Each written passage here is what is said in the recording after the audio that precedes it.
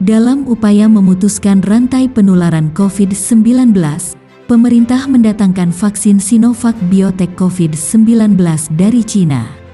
Vaksin ini ditargetkan dapat dipergunakan oleh masyarakat Indonesia untuk membentuk sistem kekebalan tubuh.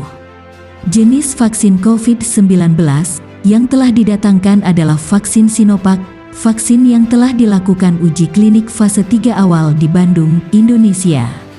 Pengujian ini dilaksanakan oleh tim peneliti Fakultas Kedokteran Universitas Padjadjaran melalui kerjasama PT Bio Farma dengan Sinovac Biotech Cina.